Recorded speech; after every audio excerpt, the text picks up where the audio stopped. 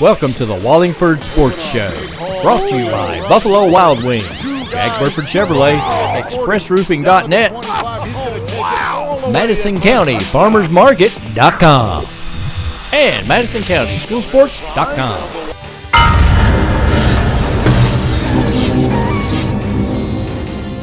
Follow Madison County School Sports Television on Twitter, or like us on Facebook, MCS TV, and of course, watch all of our videos on YouTube.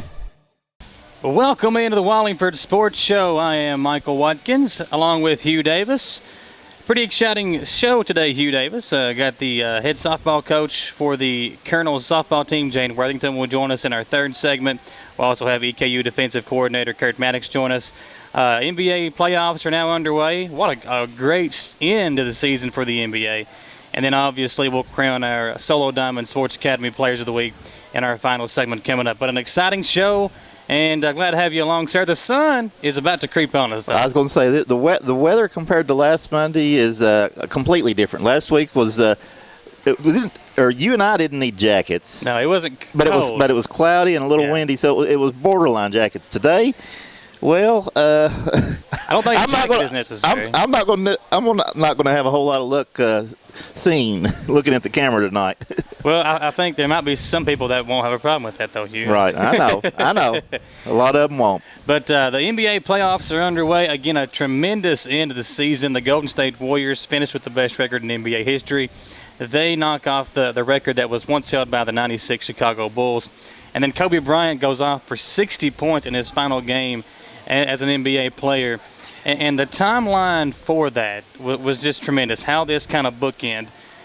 In 1996, the Bulls have the best record in NBA history. That same year, Kobe Bryant is drafted. Fast forward 20 years later, the Warriors break that record that the Bulls had set, and Kobe Bryant retires with a 60-point game in his final game as a Laker. It just some good publicity for the NBA, and turnaround and the playoffs have started. And I feel like so far it's been a pretty good playoffs. There has been a lot of blowouts. I think the average margin of victory was, 26 points, 24 points. So it's been blowout city. I think only one game has really been, a tight one. That was the Celtics-Hawks game, in which my Celtics lost by one. Were the Raptors favored? The Raptors were favored. They're the number 2 seed, so they're facing the 7 seed. But they're struggling? They lost the first game. Okay. Their top 2 players combined to go like 9 for 33, DeMar DeRozan and Kyle Lowry. And it's kind of the same thing that has been in years past for the Raptors. Their 2 best players play good all season long. They're all-stars. But when they get into the playoffs, last year they were beat by the Wizards in the first round. This year they're down 1-0, and they're their favorite. They're the number 2 seed. And really the only team that anybody was given kind of credit that could knock off the Cavaliers later on down the line. So now they're behind 1-0. I think they'll play again this evening. But the Raptors are a team that's kind of a head-scratcher. They play good defense, but if their 2 best players don't play good, they're a beatable team. And the Pacers have maybe a top 10, 15 player in the NBA in Paul George, who carried them to victory in Game 1. A lot of times it is, if somebody's not shooting well, you never know what might happen. And of course, the NCAA tournament was kind of like that, too. This is what I saw in a recap of that first game between the Pacers and the Raptors. In the second half, it was Paul George 3, good. Paul George 3, good. It was just like that replay. He was just on fire in the second half, and again led his team to the victory. We are through. Every series has had one game. Golden State leads by 1. What a blowout they had. Same thing goes for the Oklahoma City Thunder as they blow out the Dallas Mavericks. Same thing goes for the Spurs as they blow out the Grizzlies. And same thing can be said for the Clippers. In the West, it was pretty much blowouts in the first game for each part of the series. Over in the Eastern Conference, a little bit closer. The Cleveland Cavaliers struggled with Detroit yesterday, ended up pulling away for a 5-point win. Atlanta wins by 1 at home against the Boston Celtics, but the Celtics lose their best defender in Avery Bradley. They lose their backup center in Kelly Olynyk, and their backup point guard Marcus Smart, who would probably slide into the starting lineup, is also hurt. So they could be without 3 really important players heading into Game 2, which is tomorrow night. Miami destroys Charlotte. They win by almost 30. And then, the Pacers, the 7 seed, beat the Toronto Raptors, the 2 seed, in Game 1. So the Eastern Conference has been kind of close. The Western Conference, not close at all. And we'll see how things end up shaking out. But I feel like it's almost a guarantee. You see Golden State and Cleveland in the NBA Finals. The only thing I can see putting a wrench into that would be if the Spurs could eventually knock off the Warriors Right. in the Western Conference Final. Or like you said, with the one team there, one team runs into. Yeah. Well, I was going to say somebody runs into a lot of injuries. It could Exactly, affect that series. This time of year, injuries play a bigger key than almost anything, really. Guys, do pay attention. Hang on to the end of the show. We're going to have the defensive coordinator for EKU. He's going to join us. That's Kurt Mattix. We'll also have the head softball coach coming on the show. So it's going to be an exciting show. But again, talking about the NBA first. And one thing that I want to bring up that nobody's really talking about. This could be Tim Duncan's last year in the NBA, potentially. He's old. I said last week, I joked that he was 76 years old. He's not that old yet, but the way he plays, he could potentially play a couple of more years. But this could perhaps be his final season. Nobody has talked about that. And I saw this post up earlier this week, and it really made me think. Kobe Bryant had 5 NBA championships. He won the Finals MVP 3 times and the regular season MVP 1 time. Tim Duncan outdid him. Tim Duncan had 2 regular season MVPs, 2 NBA Finals MVPs, and also won 5 championships. You think about the NBA. Who would you say is the best power forward of all time? You hear names like Larry Bird. You hear names like Karl Malone. You hear names like Tim Duncan. He's up there. Why is he not being mentioned, or why is he not going down celebrated like Kobe Bryant was? Now, don't get me wrong. Kobe Bryant is a heck of a player. He scored 60 points in his final game. He holds the record for the second most points ever scored in an NBA game. But Tim Duncan is a well-respected guy. He's not been in the media that Kobe Bryant has, and he's just one of those guys. And maybe that's why he's not, talking about Well, that makes like a Bryant difference is. in L.A. and San Antonio, That's too. true, too, yeah. That's a big thing. I mean, you got the big L.A. market, and San Antonio's shared with Texas. Yeah. I mean, yeah, it's I feel like, this, correct me if I'm wrong, is this a good comparison? Would you say Kobe Bryant is kind of like me in Richmond compared to like Tim Duncan as you in Richmond? Is that a good comparison? I'm not even going. That's too far out in left field. But you look at it. Tim Duncan has had a tremendous career. If this is his final season, they could potentially win the championship again this year.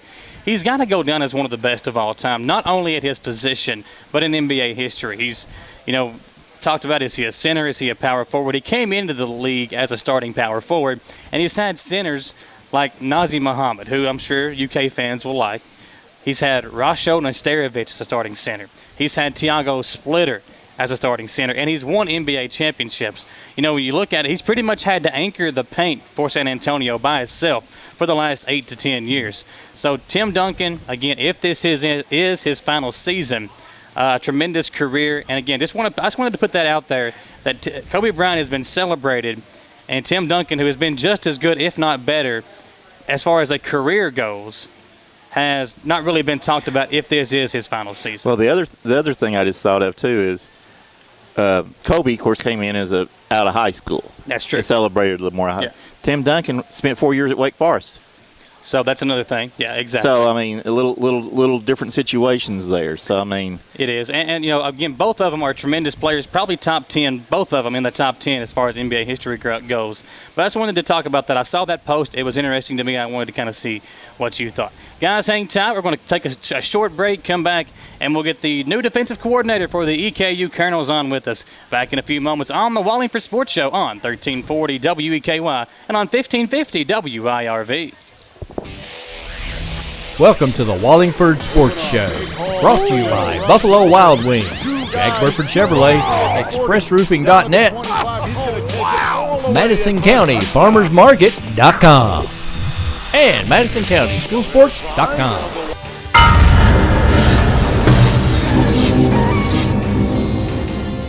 Follow Madison County School Sports Television on Twitter, or like us on Facebook, MCS TV, and of course, watch all of our videos on YouTube. Welcome back into the Wallingford Sports Show. Michael Watkins and Hugh Davis, along with the defensive coordinator for the EKU Colonels, Kurt Mattix. And Coach, welcome in. Glad to have you with us. Thank you. Thank you for having me. I just want to say real quick, thank you to our sponsors, Jack Burford Chevrolet, ExpressRoofing.net, Madison County FarmersMarket.com, and the folks right here at Buffalo Wild Wings in the Richmond Center. Hugh, always a good meal when you come over to beat up. And our video here, Madison County Sports TV. See, we got to get them a plug. Now, I don't want to talk about Randy too much, but Yeah, I want to say thanks to Randy for helping us get on. Guys, if you missed the show last week, you can look it up on the Madison County School Sports Television website, their Facebook page, or their Twitter. You can get on there and find out that good stuff if you missed anything from last week. But, Coach, again, welcome in, and just take a quick second. Tell us about yourself, where you're from, and then talk about your experience as far as being in the coaching staff. Well, born and raised in Northwest Indiana, real close to Chicago, Indiana border, and raised as a coach's kid, and knew I wanted to get into coaching at an early age. Had an opportunity to play football both at University of Indianapolis and Valpo University is where I graduated from, and then got into college coaching right after that. Spent a little time in high school coaching, but moved on to Tri-State, and then just jumped around to a lot of different places. Had a great opportunity to meet Mark Elder and work with him at Wayne State University, Division II school up in Detroit, Michigan. And then from there, we sort of moved on. He went on to Michigan, and I stayed at Wayne State for a while, and then bounced around to Ball State University for a quick stint. Went up to University of Michigan, was there for 4 years with Brady Hoke. And then last year I was at Valparaiso University, so it was a good experience. Had a chance to see and firsthand and play against Eastern Kentucky in the first game of the season last year. And then was very fortunate to get a phone call from Mark when he was able to get the head coaching job. And the rest is history. Now talk about your experience at Michigan, and what is that like compared to what you'll be doing here at Eastern? Well, it was an unbelievable experience. I was out of a job, and I worked with Brady Hoke before at Ball State University, so he was looking for an off-the-field quality control coach, which basically means is you do all the work and try to prepare the full-time coaches to do their job to their best ability. So breaking down film, evaluating games, doing whatever I could do to present tendencies and ideas and playbook designs and things of that nature in order to help Greg Madison, the gentleman I work with most exclusively, to be the best coordinator he could be. And so from that standpoint and how it prepared me for this job currently is, all the different breakdowns I do, I'm going to do it for myself. And so that preparation, that knowledge of how to break down a game, how to try to find tendencies in order to put our defense in the best situation to be successful. Now, if there is a fan around that maybe doesn't know much about college football, is there any big names that maybe just an average fan might know that you actually had a hand in coaching, maybe at Michigan or at one of your other schools? Frank Clark is a young man who was drafted a second round by the Seattle Seahawks. Jake Ryan currently is a starter for the Green Bay Packers. Will Campbell, I had a chance to coach at Michigan or work with a little bit at Michigan. Zane Fakes did a great job at Ball State. I worked hand in hand with him, who was free agent with the Indianapolis Colts, missed his cut, but those would just be a few names. Now talk a minute about the spring game we had this past weekend. Obviously the weather was absolutely perfect on Saturday. You could not beat that. Let's talk about the spring game and the turnout. Were you guys happy with the turnout and how the game went for your team as well? Very impressed with with everything with the spring game. Number one, we had a great day, which we were able to get tons of recruits there and showcase what the vision for Mark Elder's football program is going to be about.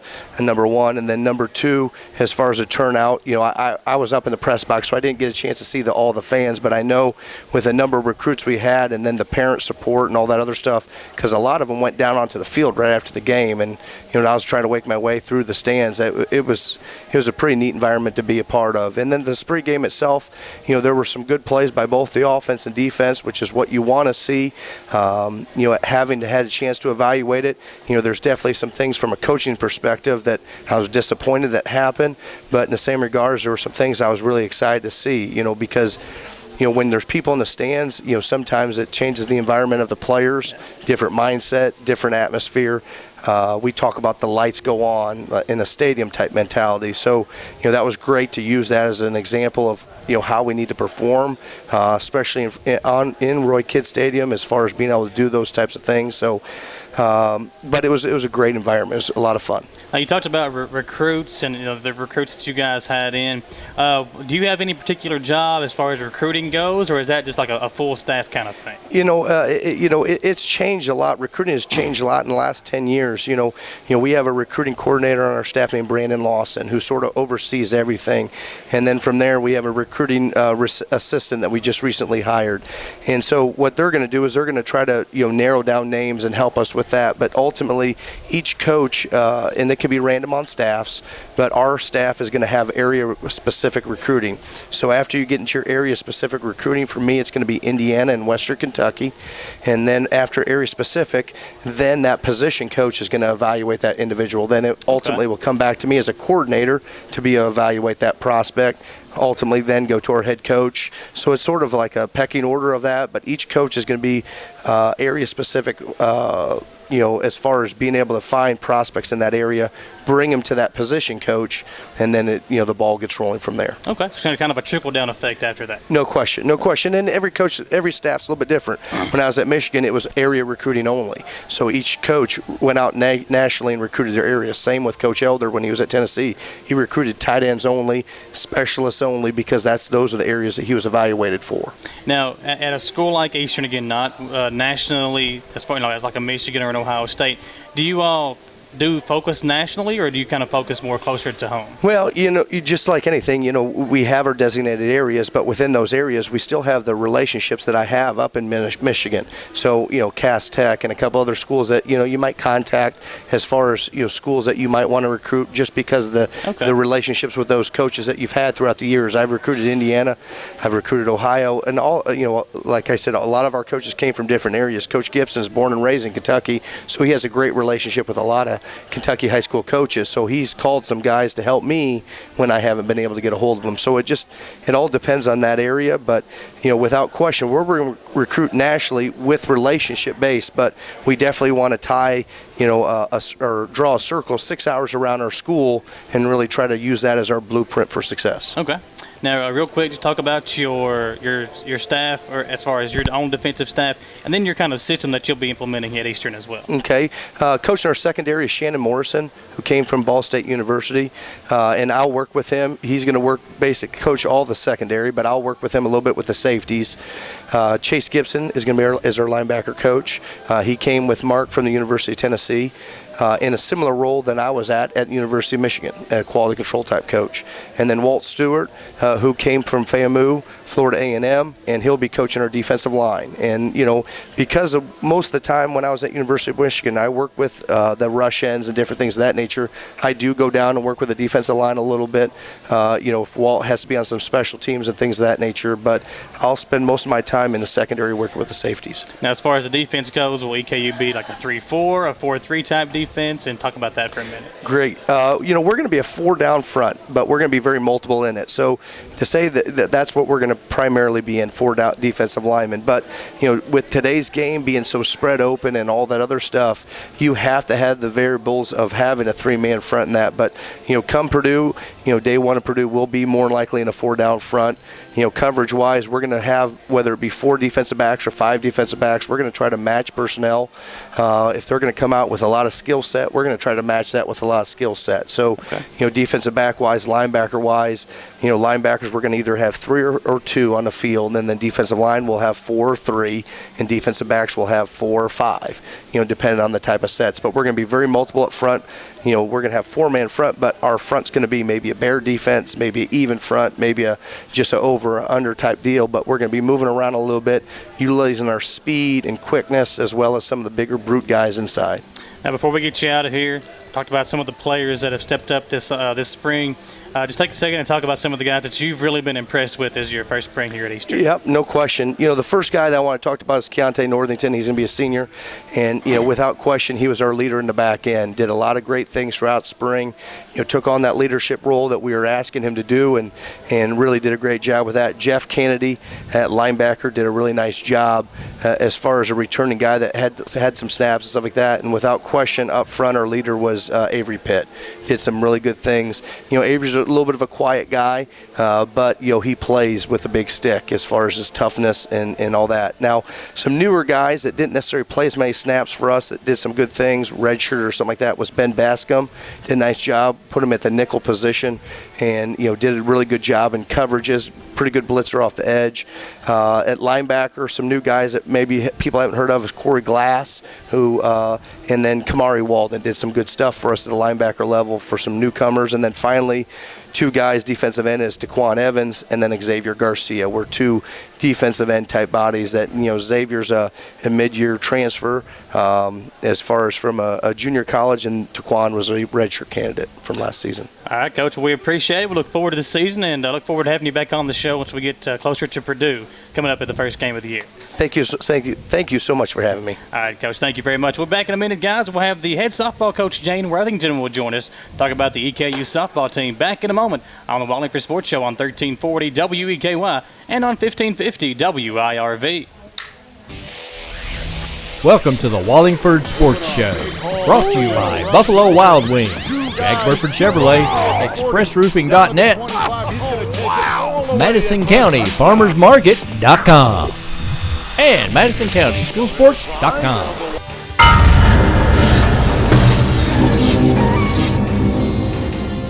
Follow Madison County School Sports Television on Twitter, or like us on Facebook, MCS TV, and of course, watch all of our videos on YouTube. Back into the Wallingford Sports Show. I am Michael Watkins. Hugh Davis along with us, and want to welcome in the head softball coach at EKU, Jane Worthington.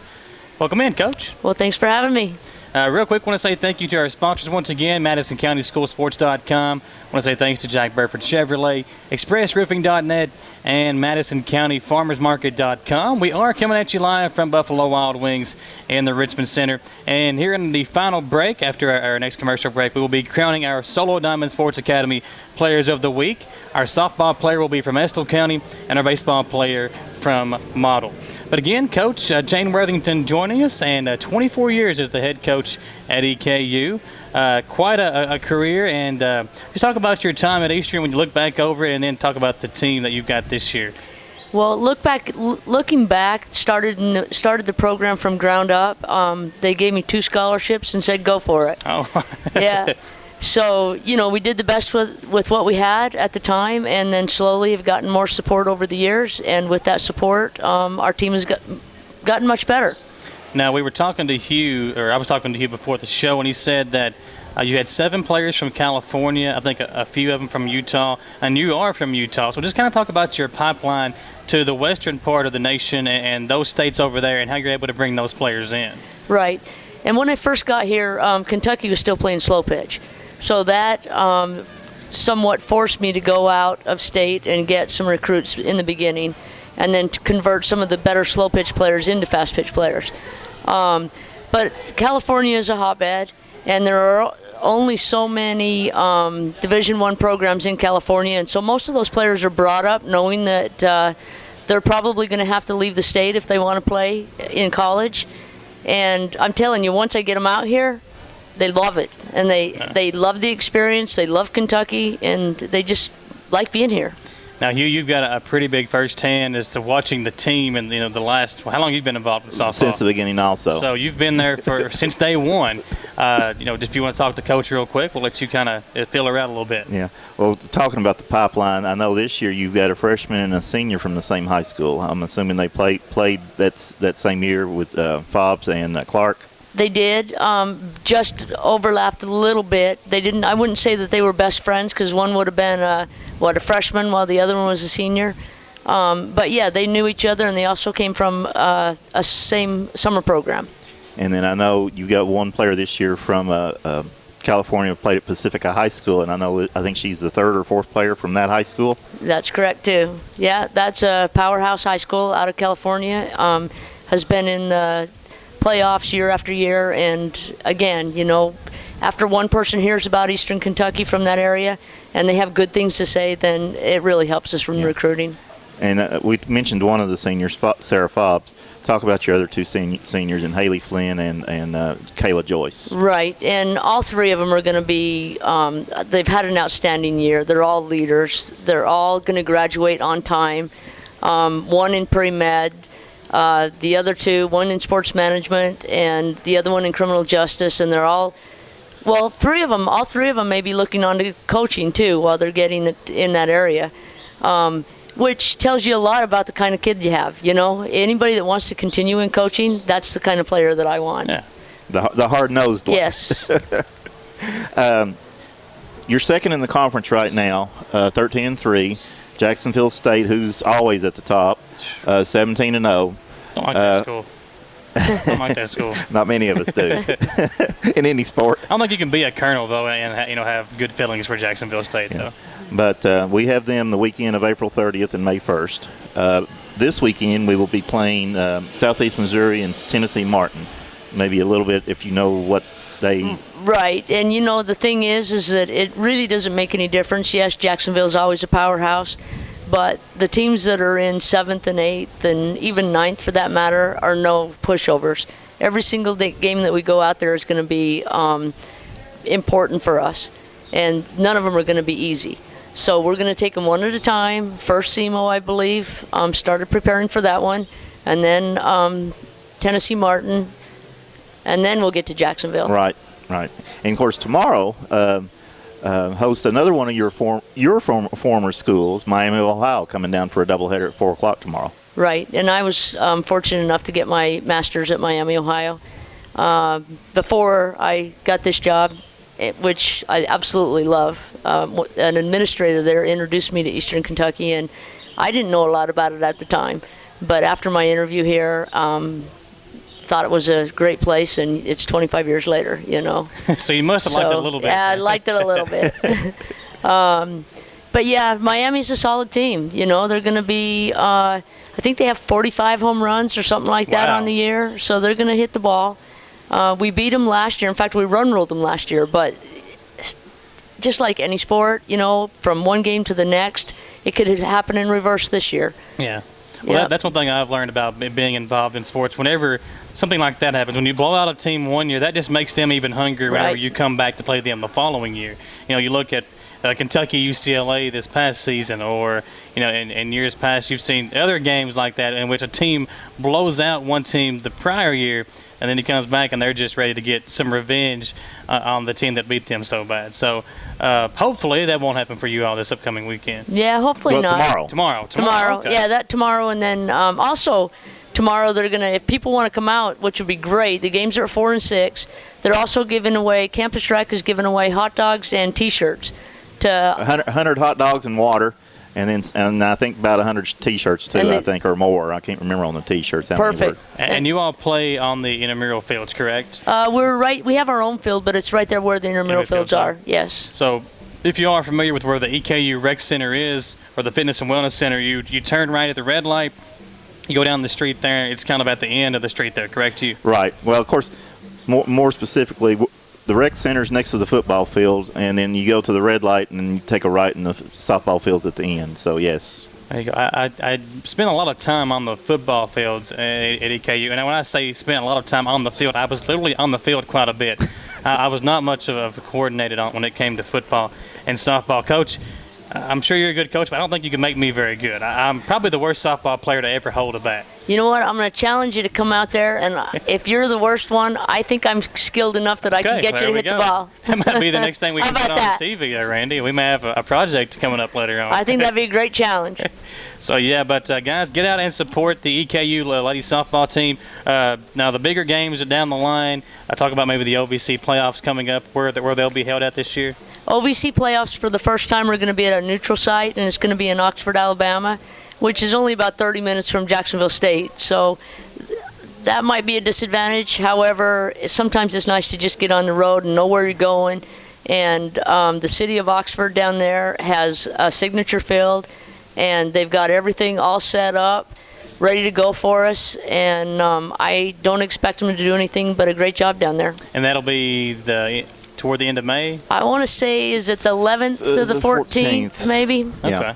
So, guys, again, get out and support the EKU softball team. And Hugh, anything else before we get Coach out of here? Just reiterate on that. This is the first year that's ever been at a neutral field. It's usually at the conference champion. Okay. And this is the first year it's ever not been at the conference champion. Yeah. So, guys, get out tomorrow at 4 and 6. They'll be taking on Miami. Again, at next to the intramural softball fields down there for Eastern. Get out there and support the EKU softball team. Free hot dogs and T-shirts. That's hard to beat. And free water. Well, yeah, right. Free water. Great free hot weather dogs. under the lights. Yeah, great weather. And this weather, you cannot beat it. And that's tomorrow at 4 and 6. Get out and support the EKU softball team. We'll step aside. We'll get Coach Worthington out of here and come back, and we'll crown our Solo Diamond Sports Academy Players of the Week. Back in a moment on 1340 WEKY and 1550 WIRV. Welcome to the Wallingford Sports Show, brought to you by Buffalo Wild Wings, Jack Burford Chevrolet, ExpressRoofing.net, Madison County FarmersMarket.com, and Madison County SchoolSports.com.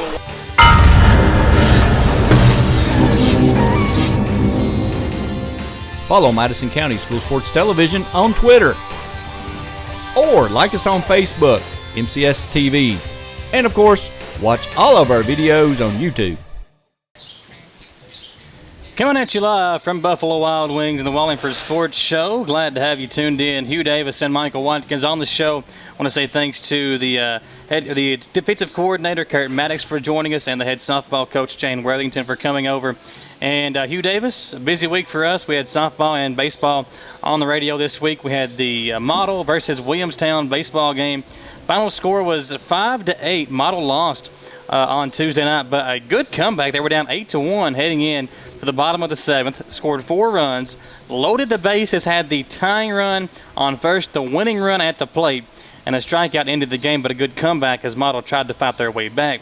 On softball, we had a huge game for Estill County on Thursday as they knocked off Owsley County. 13-0 was the score in that one. And this is what I was looking up the stats, and the guy doing the game with me on Thursday. Listen to these stats for Estill County since coming into the 14th region in 2006. They have one loss in the 56th district. They are like 89-1 in the 56th district since coming in. They're like 36-0 against Owsley County. They have lost 5 games total in 14th region play since coming in to the 14th region back in 2006. They have completely dominated the 14th region, and there was a running joke going around that the second best team in the 14th region in the last couple of years may have been Estill County's JV team. That's how good they've been in recent years in the 14th region. Right now they're 7-2, so they haven't played a lot of games. But like that 7-2 is a good record. Yeah. But I guess Perry County Central is listed as the top, or them and Leslie County. And Jenkins is a team that's always up at the top as well. But Perry County Central's played 18 games, though, twice as many as Estill County. So you just don't know what tournaments or whatever they may have been in that Estill County's not been to. And Coach Shirley Beard will always have her team prepared at the end of the year. It's now time for our Solo Diamond Sports Academy Players of the Week.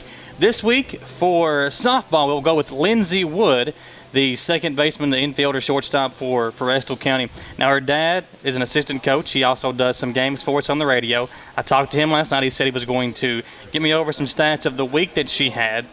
I haven't heard from Danny Wood since then. So, Danny, if you're out there listening, you dropped the ball a little bit. But a great game, a great week for Lindsey. She had a solo home run, the first of her career, against Owsley County the other night. So a big game for her. Played really good defensively as well. And then on the baseball side, Colton Cobb, the Solo Diamond Sports Academy Player of the Week on the baseball side, 5 hits with a double, a triple, 2 sacrifices, 2 hit-by-pitches, 3 walks, 5 RBI, and 4 runs scored.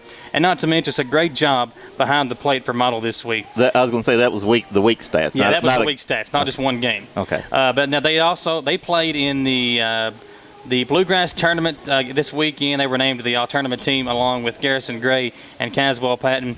They played 6 games this week, so a busy week for Model Baseball. Coach Shapiro has got his team. They have an up and down season, but if they can put it together, I feel like this team can really do some damage once district time rolls around. But again, our Solo Diamond Sports Academy Players of the Week, Lindsey Wood on softball side for Estill County and Colton Cobb for Model on the baseball side. Model 7-11 on the season, only 1-4 in the region, and lost their 1 district game so far. Yeah, that was a loss to Southern, in which they were really in the game until the 4th inning, in which Southern really just took off. But what I've seen about Model, really, more than anything, is they beat themselves. Errors, just mental mistakes. If they can correct those, which I think they can, especially, you've got another month or right around maybe roughly 20 days or so before you're left in the regular season. Still plenty of time to correct those mistakes. You look over at the other side of the 11th region, and the number one team in the 11th region, that's our Madison Central Indians, 14-1 on the year. Top 10 in the state as far as rankings go. I think they're even nationally ranked. A really good job, and no surprise that Steve B. Roof has got his team playing at the level they are playing at. Only loss was a one-run loss to West Jessamine back in the middle of March. So this team firing on all cylinders. We'll have them on the air a couple of times later on in the year. But Madison Central, again, tough to beat, one of the top teams in the 11th region, if not the top team in the 11th region, and they were the 11th region champs last year. A couple other teams that are doing well right now: Scott County 13-3, Tates Creek, who's usually pretty good at 13-4, and surprisingly, in some aspects, although they usually have a pretty good baseball program, Sayre at 13-7. So now you look, three or four of the teams there that are at least record-wise on the high school site that are doing well right now in the 11th region. And Madison Central softball, since we had their game back on April the 5th with Madison Southern, they have really taken off. A one-run win in that game, 5-4 was the final.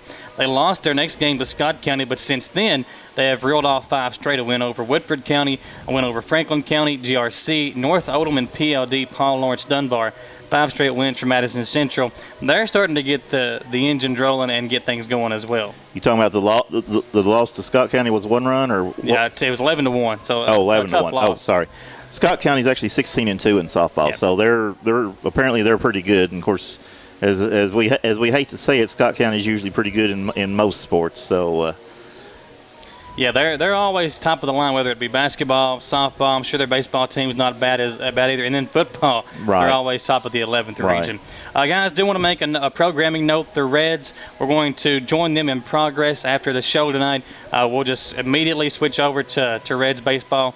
Might jump off the air a minute or two early and then join the Cincinnati Reds in progress.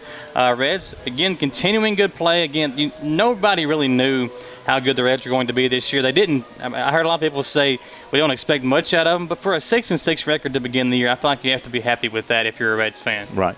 I mean, with the turnover they had and the people they got rid of and all the young players they've brought in up through the minors, it's going to be a tough year. They're going to have bright spots, but then they're going to also have spots that just not going to get it done. So a lot of young pitching. 6-6 right now. I'd say they're probably happy. I mean, anytime 500 or better with what they've done, I'd say pretty good. Of course, I mean, after a 5-1 start, then they've got to be disappointed a little bit. Yeah, but going 1-5 in your last 6 games. Right, but then they were playing the Cubs, who have spent the money, and they're rolling over everybody. And what I think the Reds are going to do, they're going to kind of see where they're at. The trade deadline comes around, you might see names like Votto and Bruce again on the trade market. Phillips is a guy who's got a big contract. I don't know if anybody can afford him, but he might be a guy you eventually might even see on waivers. So I'm not 100% sure what the Reds are going to do down the line, but you can look for them to most likely make a move one way or the other once the trade deadline rolls around. And some of my students are even talking about Mazzaraco. The catcher? Catcher. Yeah, he's had a good start to the year. Yeah. So I feel like that's a guy that you might want to keep around, though. He's still a relatively young guy. Well, I think Barnhart, the other catcher. Yeah. So he's doing well too. So that's where my students are saying some stuff about potentially moving Mazzaraco and keeping Barnhart. Well, when you're deep at a position like that, it is easier to make a move. So we'll see what the Reds do. Again, I want to say thanks to Hugh Davis for joining us. I want to say thanks to MadisonCountySchoolSports.com. Guys, if you missed any part of the show, you can look it up on YouTube, on the Madison County School Sports website, or on their Facebook page, their Twitter page. You can also look over on the WCYO Facebook page. We'll be sharing it on there. That's our sister station. I want to say thanks to all of our great sponsors, Jack Burford Chevrolet, also ExpressRoofing.net, MadisonCountyFarmersMarket.com, and to Buffalo Wild Wings, always a great host. They pretty much let us take over their patio now. We're out here on the patio deck, and they pretty much just let us come over here and take over. So I want to say thank you to them and to Solo Diamond Sports Academy, sponsors of the sports show. And I want to say thank you to them. And I also want to congratulate Lindsey Wood of Estill County and Colton Cobb of Model, the Players of the Week. And of course, our two coaches again, Kurt Mattix, the football, and Jane Worthington, the softball. Yeah, I tell you what, EKU football, again, we talked about it last week. Mark Elder got us excited. I was ready to go put on some pads and go at it last week. But he is getting everybody around Richmond excited about EKU football. And the same can be said for his staff. His staff seems really well prepared. And again, want to make note, if you're a softball fan, get out and support the Lady Colonels tomorrow, 4 and 6 o'clock. It's just Colonels. I know, just Colonels. I'm sorry. Just the Colonels, but they'll be taking on Miami. Eastern has no more Lady Colonels. It'll be they have Colonels that are ladies, but no more Lady Colonels. Okay, there you go. There we go. So they'll be at 4 and 6 tomorrow against Miami. Out of Ohio. Yeah. So get on there and check that out. You'll get free T-shirts, free hot dogs, free waters. Am I correct on that? There's 100 free hot dogs, 100 free waters, and I'm not sure if it's 100 free T-shirts or not, but it's 100 or maybe even more. I can't remember how many. So get out and support all our local sports teams, whether it be high school or college. For Hugh Davis, I'm Michael White. I can say thank you to Randy at MadisonCountySchoolSports.com. We'll see you next week on the Wallingford Sports Show from 1340 WEKY and on 1550 WIRB.